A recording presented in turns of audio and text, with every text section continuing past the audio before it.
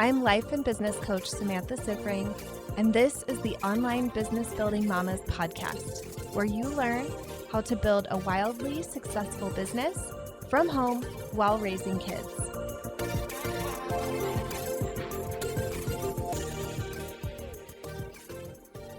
Hello, everybody, and welcome, Amanda, to the podcast. Tell us more about who you are and what you do. Thank you so much. My name is Amanda Hess, and I'm going to say I'm a self-love expert. I've had a constant change in what I've decided to name myself with respect to my business, but that one feels the most true for me right now. I think I've really sunk into that I think self-love is my jam. And so that is what I do. I teach other women how to love themselves more, love themselves through their life, love themselves through everything they do. I love that so much. Okay, so you had a really interesting topic for us to talk about, which I think is so important to talk about around comparison. And when you're really focused on comparing yourself to other people, how that impacts your business. So I would love to hear a little bit more about that and what your experience has been there. Yeah, it is so interesting to me because I really have had that show up for me for my whole life. That is something that has been a part of me for my whole life. And I think, back to when I was in high school and I was such an awkward, geeky person.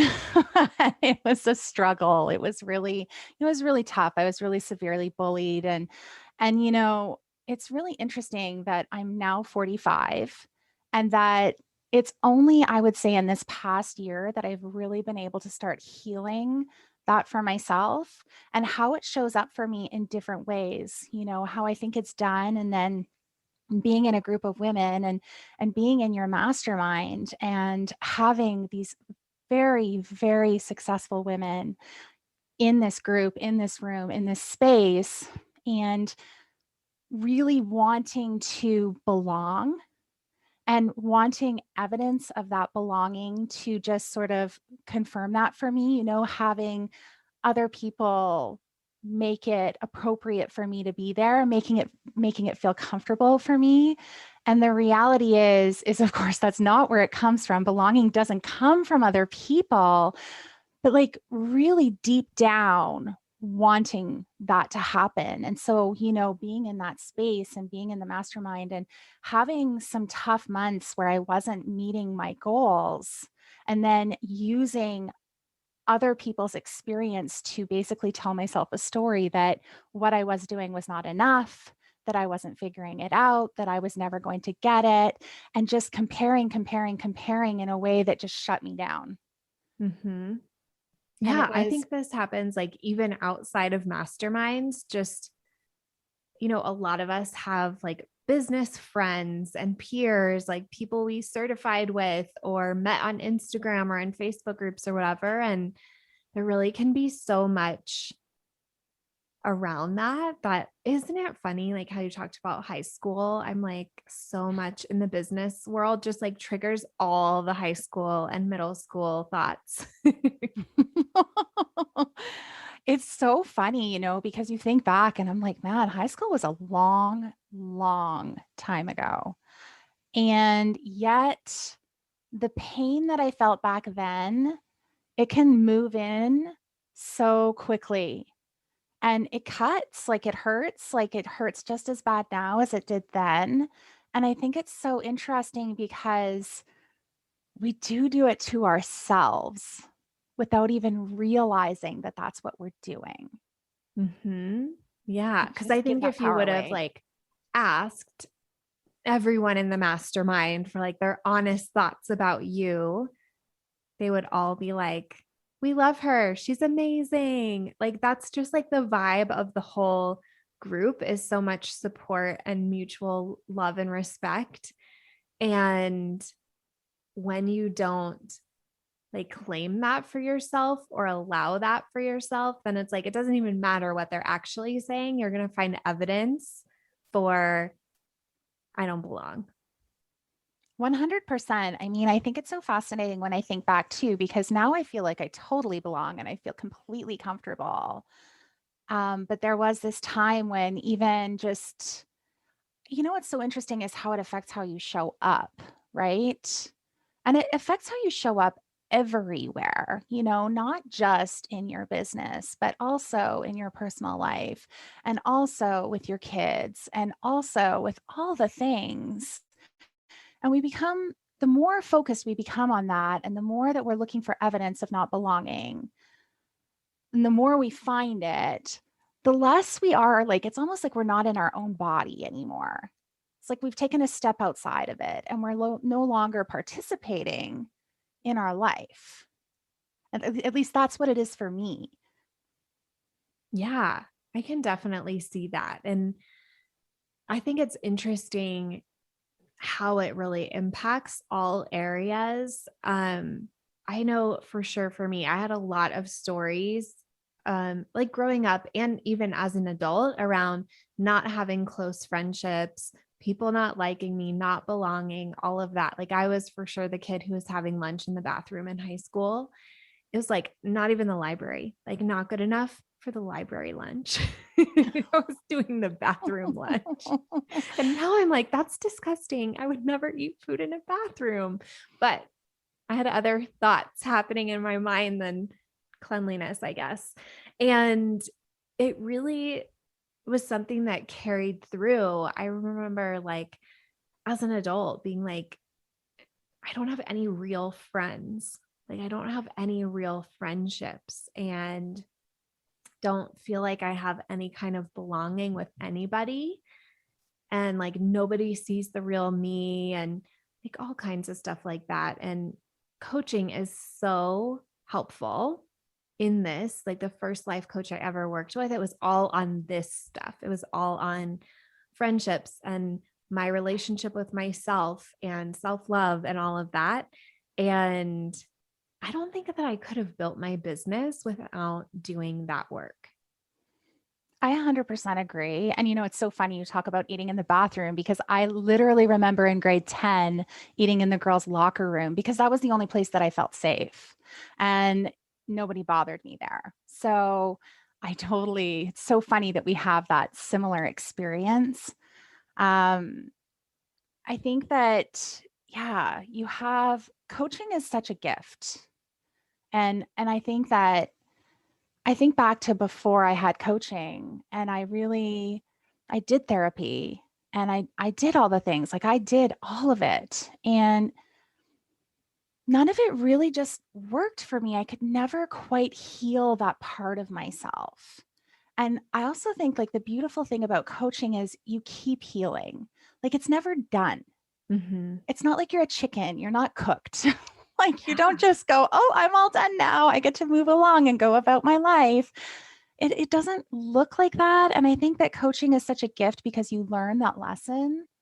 You're always going to be growing. You're always going to have a constant iteration of yourself. It's always going to be this moving, breathing thing because you are a moving, breathing person. So Yeah. of course that's going to constantly be changing for you and you're just going to recognize and see different parts of yourself that you're going to see differently. And coaching is so beautiful. And like, with coaching with you, I think that one of the things that was so great for me was you gave me so much space to be able to see myself differently. And it took like, that didn't feel good. Just so everybody knows, like that felt awful. And sometimes I would get off calls and be like, Samantha hates me. Everybody in the mastermind hates me. I don't know what to do with myself right now. And it felt just super, super gross. But what was so great about that is it really put me in a position of, well, I have to like myself first. Mm-hmm. I have to go back to the basics of what I know, which is I need to heal the relationship that I have with myself. And I need to look at how I'm showing up to everything. Mm-hmm. And if I Yeah. look at how I'm showing up to everything and what I'm deciding I'm going to bring no matter what, if I have belief that I'm a good person, if I have a belief that I'm a good coach and and then I'm a good friend and I'm a good wife and I'm a good mom, then I'm going to show up in that way and I can always control that. Mhm. And Yeah, that I think feels that's really so good. important.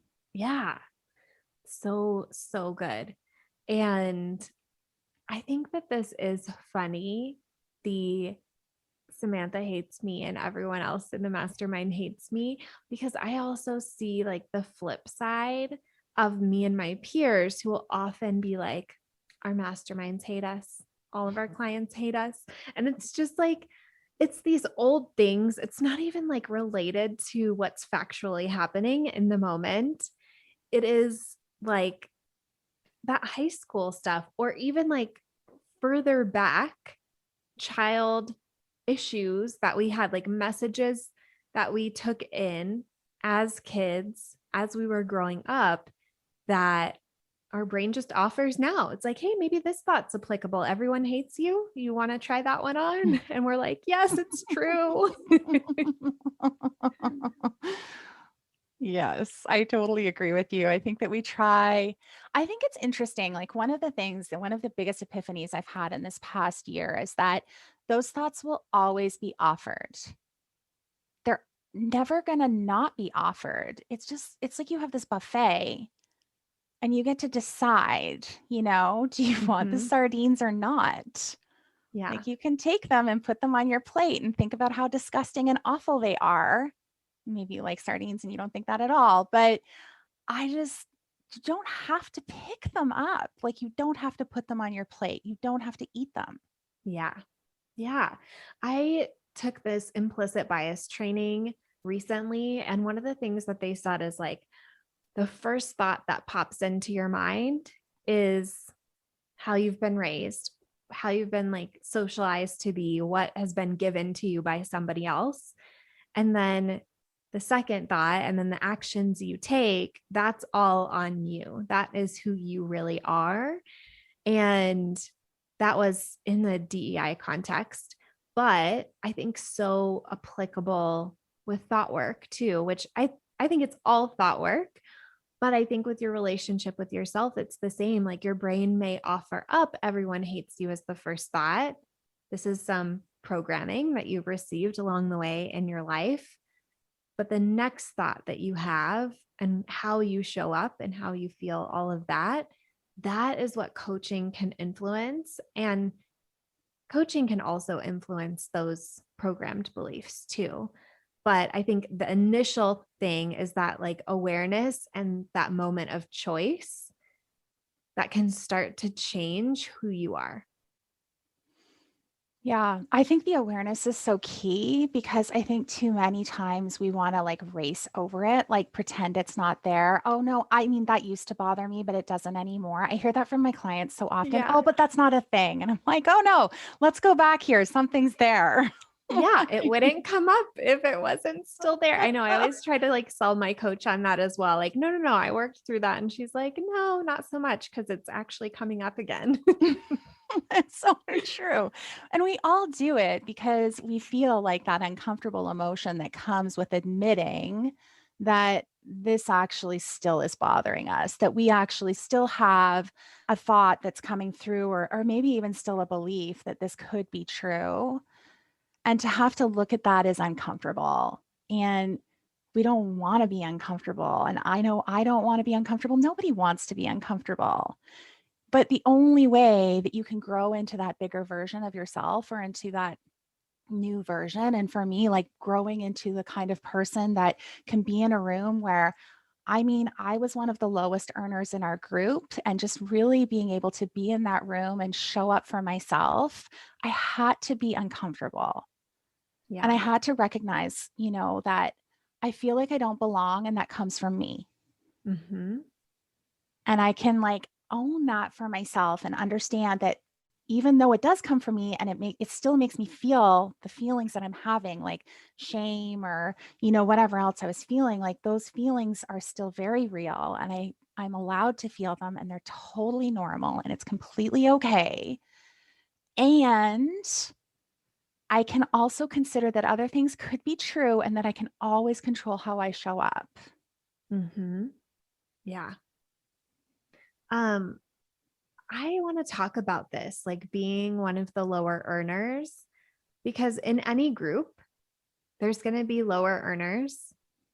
And I think this could be really helpful for those people to hear about your experience and hear about what you learned from that, how you responded to that, because what we can also talk about on here is then what you did in the last 2 months of the mastermind and how you completely changed how you, I don't know if it's thought about your business or approached your business, but certainly the results changed really dramatically. So, can you talk more about that? Yeah, I think, when I came in to the mastermind, I'd had a good month. Like I think I did seven or $8,000 that month when I came in. And I thought, oh, well, I've made it. And now I'm always going to do this amount of money and it's going to be easy and perfect. And it was so not. And a lot of the things that I thought were working turned out they weren't really working. And I think also what I thought was working wasn't really working. It was just really interesting. And I had this idea that I would come in and I don't know, that I would get this blueprint of exactly what I was going to do to make this money and make my business work. And that's not what that looked like at all, because I had, 4 months in a row where I was definitely not earning what I wanted to be earning and really not even close. And it was always interesting when we would do, we would report our revenue and I would see, girls in our group reporting like crazy numbers like 20,000 plus, right? And then I'm, struggling to hit 2K for the month. And all the stories that I made up about that, this isn't possible for me. I'm doing it wrong. Something's gone wrong. My business is broken. I should probably just quit. And all of the things. What I would say is that I think my superpower is that I'm willing to just keep showing up. And, I think also I'm really like I'm willing to get coached. Like I'm willing to like put all the messy garbage on the table and be like, this is what's going on in my brain. And I'm willing to get coached. I'm not going to say I was never resistant. I was sometimes very resistant to coaching. And I was, wanting to be confused and really like sitting in that place. But I think that I just kept believing that I could figure it out. Mm-hmm. And so, yes, the comparison did not help me, but I think the comparison showed me where I needed to work Yeah. on my brain. Yeah. Like, I think that really is the power of being in a group. It can be very triggering. And I think everybody has their time where they're triggered in a group in one way or another. Like it's not always like if you're looking and you're like, oh, I'm, one of the lower earners this month. I think there's a lot of different ways you can be triggered in a group and triggered for growth. Like it illuminates, here is the area for growth. And I think it really just speeds up the process of identifying what are all the areas that need growth. And you were just there for it every time. Like you reported every time, even if you didn't want to. You showed up and got coached, even when you were resistant, like you said, but like you kept working on it. And I really think that that's the difference, that willingness to just keep working at it. I think that separates the people who figure it out and the ones who don't. yeah, I totally agree. And I think, I think back to that time, like it was so long ago. And I just, I really never stopped believing that I was somehow going to figure it out. Like I didn't know what it looked like and I couldn't see it. And I really felt sometimes like really pissed off that nobody would just tell me how to do it. I wish I could. I would if I could. I know, right? And I think about my clients and they say the same thing to me. Well, Yeah. like how? And Yeah. it's, it isn't, it's not a how, it's who. And it's like when you become that who, that's when you'll get there and that's when it'll all come together. And it literally is like this magical thing when you finally really trust and believe that no, it's what I think about myself. It's what I think about my business. It's what I think about my clients. It's what I think. Hmm. That whole thing I learned in certification. Yeah. The It's whole true. premise of coaching. Yeah, I learned that it was true. And I think that it's such a gift and it felt so bad. Like it felt so awful. Yeah. And I really remember too, like, I don't know if you remember this, but like you coaching me, and I think it was in December, my husband had been laid off again. Hmm. And it had been the second time he'd been laid off and he'd barely worked in 2020 with like COVID and everything else. And I was just like panicked. Like I just went into full blown panic mode. You just really talked me off that ledge of like being able to look at my money with with logic and understanding that there was no panic and that I didn't need to panic. And I think I still was panicking, which is why I had some of the results that I had. But once I pulled out of panic, it all came together. Yeah. I think it's such a funny and not funny kind of situation where it's like you have this thought, I need to make money. You're feeling so panicked about money, but it's so repellent to clients. And like the actions that you take from panic are so strange and not attractive to anybody. It's it's funny to see it in yourself in retrospect. It's really sad that it is this way, that it can't just be like, well, I need money. So then whatever I do just creates it. It's like, no, I have to find that place of sufficiency, of love for my clients, of service, of belief in myself and what I'm doing. Like, you really have to get out of that, like, fight or flight, elevated mental state and emotional state to be able to make money. And then it's just so much easier when you're like relaxed and enjoying it. And I feel like that was a lot of your experience. Yeah, I totally agree. And the funniest thing is like I think about how I'm currently coaching my clients. And a lot of times I will ask them, how can you love yourself through this experience? And I think about my business and I'm like, yeah, but that's what it is. If I just love myself through my business, like if I decide to love my business and I decide to love myself and I decide to love my mastermind and I decide to love my coach, how I'm able to show up is so different. And it's so attractive Mm-hmm. because I don't need anything from anybody. Yeah. And that's the whole thing. Like, that is the answer. And on top of all of that, how I feel is so open and expansive and relaxed. And like being able to relax, it's like when somebody says to you, like your husband, like, you need to relax. Yeah. It doesn't Right? work. And you're not going to relax. You're like, I'm going to punch you in the nose. But I think that that's just it, is that I really finally was able to understand how to do that. And I had to fail at that a lot. Like, I think Mm-hmm. we sometimes think we'll fail with our actions. And I'm like, no, you don't just fail with your actions, you fail with all of it. Yeah. Yep.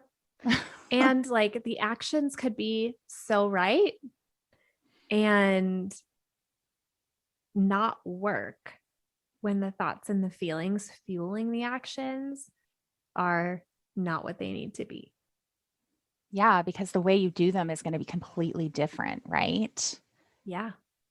I just, you can be told that a million times, but I think you have to really experience it to understand it. Yeah. I think so too. It's like the difference of being on a discovery call and being desperate and needy and panicked about money and focused on yourself and what this other person thinks and trying to get them to be a yes, or super unattached to the outcome, just there to serve them, really secure in yourself, secure in your business, trusting yourself and your business, like such a different vibe. Such a different vibe. And, I was thinking, I can't remember who said in our group that my clients need me more than I need them. Yeah. And I'm like, that's it. Like when you believe that that's true, and when you like really believe that for yourself, that's when everything shifts because then you show up in service. Mm-hmm. And when you Yeah. show up in service, people are there for that. They want that. And also, it feels really good on your end because it feels very controllable. And I even think about that when we were talking earlier about belonging, because I think that where belonging becomes a problem is when you want everybody to make you belong.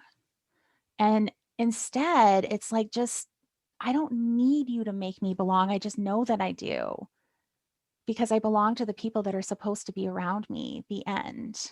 Mm-hmm. And it's all the same. Like it's all the same work. It is. It is.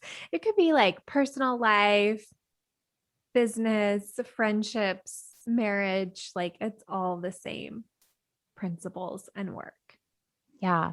Which is so fun, right? Because then I just think of it from the standpoint of like, I think so many of us want to be in control. And I think as entrepreneurs, we tend to be the type of people that like to take control. Otherwise, you wouldn't choose this particular Yep. choice. Yes. This And special choice. this very beautiful adventure that we get to go on. And it's so cool and amazing to know that you can actually always be in control. It's just Mm-hmm. that you can't control everybody and everything else. Yep. Just yourself. Yeah. It is funny to think about. I think that we think the control we want is of other people, but when we are in control of ourselves, everything just works so much better. Right? It's like magic. It Yeah, really is. it really is. So tell me about the magic of your business in the past 2 months. People have heard kind of that before, and then some of the work that you did. What happened after? Yeah. So you and I had a call and you had set a goal. You and I had set a goal together that I was going to sign 5 clients in a month. And that felt very impossible and very far away. And I just really wasn't so much focused on the end result, but that I could do it, just the belief that it was possible. And just staying in that commitment to this is my goal. I'm going to stay committed to this goal to the very end. This is 100% possible. I'm just going to keep showing up in service. I'm going to start connecting with people. I'm going to go back to what I know works, meeting people, talking to people, having conversations, serving my clients, really thinking about how I can serve them better. How can I help them more? How can I make their experience even better? And it just all came together. I just had consults that went really, really well, where I was very connected, where I wasn't in need, I wasn't graspy, I didn't need it. And so, therefore, I could show up and just be in service and really also just like be very aware and very in my body for every part of it. And in doing that, I had just under a $13,000 month last month, like in March. And then I've done $13,000 this month.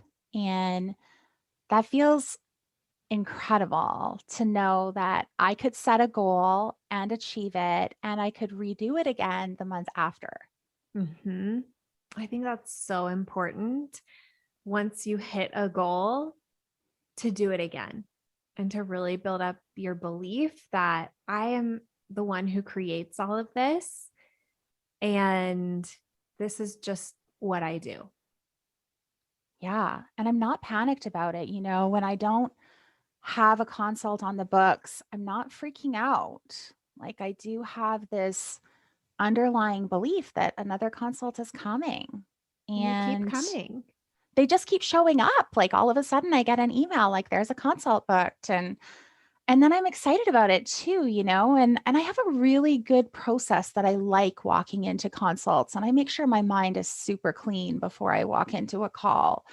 And I'm really good at doing evaluations after my consults now because it's so valuable what I learn from myself in doing that. Like I learn a lot every single time. And so then every single consult gets that much better, Yeah. which is so great. And you know what? My business is so fun. And I'm also noticing that more and more of my clients that are coming through my door are, my ideal client, are the people that, I definitely want to help. Not that I don't want to help everybody. Of course I do. But it's just everything about my messaging resonates with why they're coming through and they're booking a call with me. And that is really, really cool. I love it. So, what advice would you have for somebody who is struggling in their business? I think the first thing is to really focus on your belief in what's possible for you. I think set a goal and then work on your belief for that goal, because the reality is most of us really kind of do know what to do. It's Yeah. sort of like You weight wanted the loss. blueprint. And I'm like, no, you really don't. But just like keeping it simple, right? Like I think if I were to say, like, I remember when you and I coached, like back when things were like, it felt like the world was on fire and everything was burning. And I was Mhm. like crying. And you had said, just go back to connecting with people and just like go back to that slow stream of marketing and just really focus on your connection with people. And I have to say that that alone, you can build so much momentum with that. And that's Yeah. actually all that's required. You don't need to do anything else. Yep. Don't I let your brain agree. take you on this merry adventure where you need a website and you need to have perfect social media and you need to have, all of these different things. You don't need them. What you need to do is you need to work on your belief in you and your coaching and what you bring. And then you need to go and talk to people and you need to start sharing your offer. And when you do that, you'll eventually figure it out and it might be quicker than you think. Hmm. I totally agree. I built my business very much on that connection and slow stream. And I totally believe like you could totally book up whatever kind of business you have, you can get yourself fully booked just by that. I totally agree with you. And I think we like to try, I think all it is like wanting to find the fast, easy way to do it. Yeah. I'm like, that is the fastest, easiest way. It is. And it's the cheapest because it doesn't cost Yeah. anything. Hmm. Like I think about, I don't spend a lot of money in my business. I feel very blessed. I haven't invested all tons and tons of money into all of these different things. I haven't had to. And Yeah. so then when I get paid, like that's almost all pure profit. Yes. And I think that this is something that a lot of people don't talk about in the online space. And my business has always been very similar. I've always been really intentional about what I invest in, and it has pretty much just been coaching. Like, there's been a couple other things. Like, I do have a website, and there's some like small costs associated with keeping a website live. But my biggest expense, even now, is coaching. Mhm. I agree. And I think coaching is everything. yeah, So yeah, I agree. And I think even when you are scaling and are investing in ads and, whatever else, even with that, like I always keep my goal to have 50% profit margin. And I kind of use that as my guide. And that's so unusual in business. I think so many people are out there spending just as much on the launch as they made in the launch.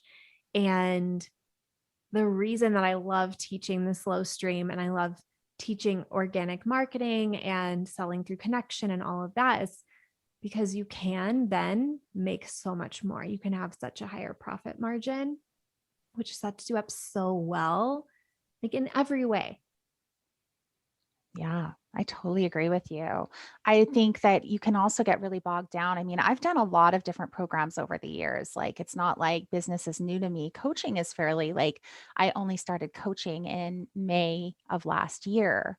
But before that, I was a stylist and an image consultant. So, I mean, I have done lots of different things. And I just think that the style of coaching you do, the style of coaching that I do, the style of coaching that, I like is all from if you fix what's going on in your brain, you can figure the rest out. Yeah, it is really the truth. Like, fix what's going on in your brain and like go talk to some people about what you do.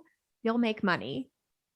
You totally will. And your brain's going to tell you you're not too. So like just Oh, yeah, expect that. Like totally.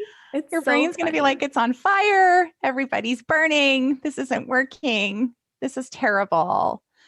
But I do really see the power of that belief because it's just the energy that you bring is completely different. And also your willingness to try things and like let them fail is different. Yeah. Because that is such an important part of it that I don't feel like a lot of people really talk about. And I try to bring that stuff to the surface. Like, failure is part of the recipe for success. Nobody successful out there that you see hasn't failed a lot. Like, they have failed more times than they've succeeded. You just don't see that because we don't parade around our failures. Like, that doesn't make sense. But they're there. So I think it's Yeah. just important to like call attention to that every once in a while. Like, it's not a problem when you fail, it's part of it. Yeah, I really believe that that's how we're raised. Like, that's what we're raised to believe that you shouldn't fail, right? I mean, that's how school is set up. Don't fail a test. That means you're a failure. Mm-hmm. Instead of looking at failing a test like, oh, this is such great feedback. Obviously, you didn't understand the subject matter. Let's go back in and make sure that you understand, which is really what it should be. Yeah. It's funny, like thinking about the school dynamic where, like, I feel like the mentality is you fail a test and that is on you. That is something bad that you've done. And like, you've done the teacher wrong. The teacher's mad at you. When really, like, when I think about it logically, I'm like, if a student has failed a test, the teacher has not done their job. Right? That's what I It's think like, too. why don't we think about it that way when we're in school? Why don't we think about it that way, like as parents? And it is interesting, like, not to get into like the modern school system too deeply, but at least here in the US, like standardized tests are such a measure of how the teachers are doing, but then like the student is penalized for their tests in class. It's just odd. None of it is logical, but what's new? If you're looking for logic in the world, you're not going to find it. Yeah. Do not look at any public policies or decisions being made on a large scale. It does not exist. I do think it's funny though. I completely agree. And I even find that like we're programmed to believe that. And I see that in my parenting sometimes, like, my kids are 14 and 10. And so, seeing like percentages on tests and stuff like that is something that I see now and really having to notice when my brain is showing up with that mentality, like, oh my gosh, my son failed a test, time to freak out. Yeah. I have to really look at that and recognize like that's not even true. And nothing about what my brain is offering me right now is actually useful in this particular scenario. Mm-hmm. So true. Oh my gosh, this comes up in parenting so much. Mm-hmm. My oldest is 11. So we're like in the prime time of like issues, just like things, problems. Puberty. Yeah. Friend drama and all kinds of dramas, really.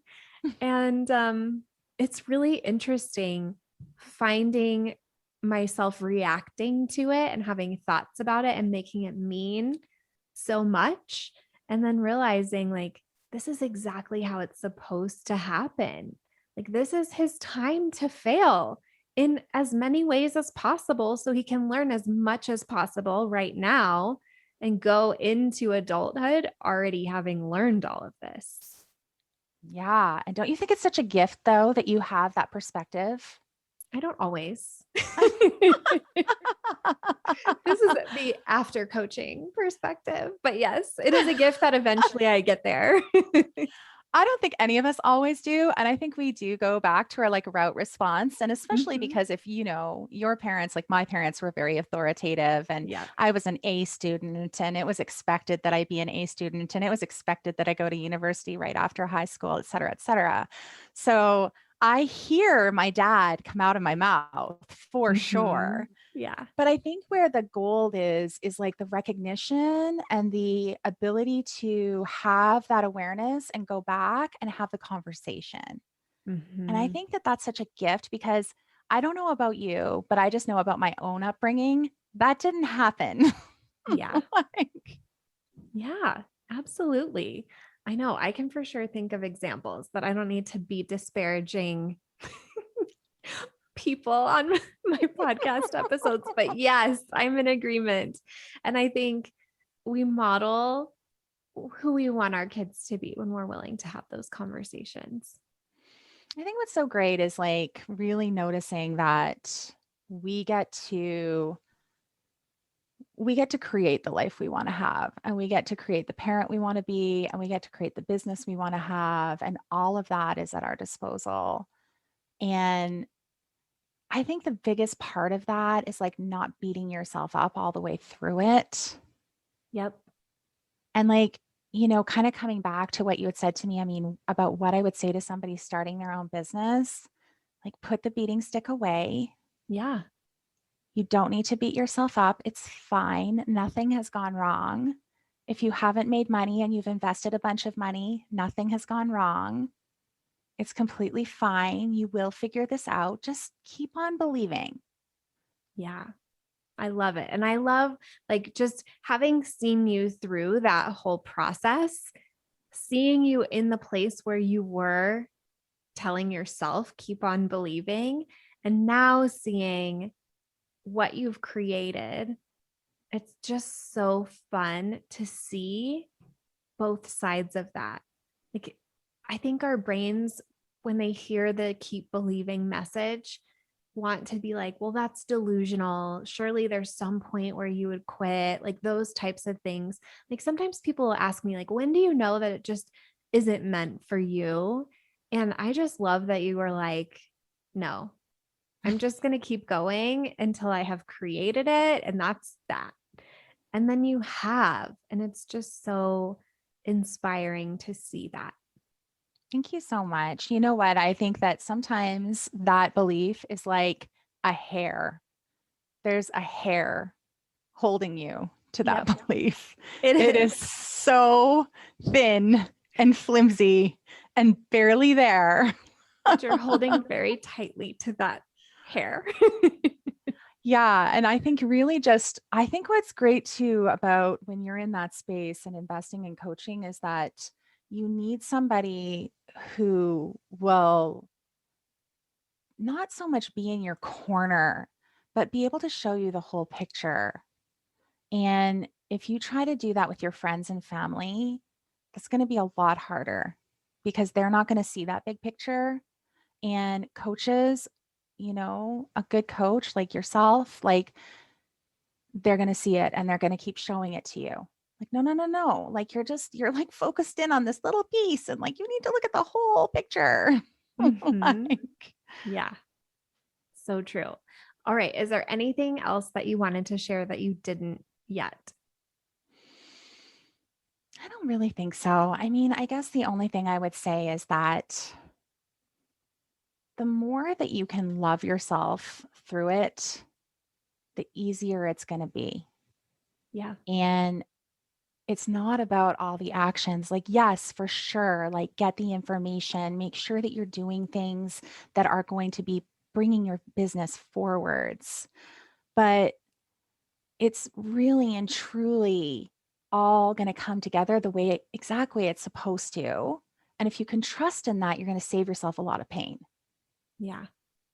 I agree so much. Okay. So if people want to do this work with you, I feel like you will help them learn to put the beating stick down and love themselves through the process. So, for those who are hearing this and like, that is what I need, where can they find you? Yeah, so you can find me on Instagram at coachamanda.hess. And you can also find my podcast, How to Love Yourself No Matter What, where I literally just talk about this kind of thing all day long. So those are the two best ways to find me. And you're going to be able to connect with me. And then, if you want to talk to me, just reach out. I love having conversations with people about this. It's my jam. I could talk about it all day. I love it. So good. Well, thank you so much for joining me on the podcast.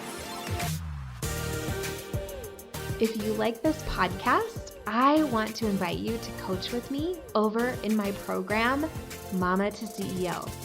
There's you, and there's the consistent income you want to make in your business, and I help you remove everything standing in between. It's lifetime access for mastering your marketing, sales, time, and everything else you need to have the business and life you really want. Whether it's making your first 1,000 or 100,000, I can help you do it. To join, go to mamatoceo.com, mamatoceo.com.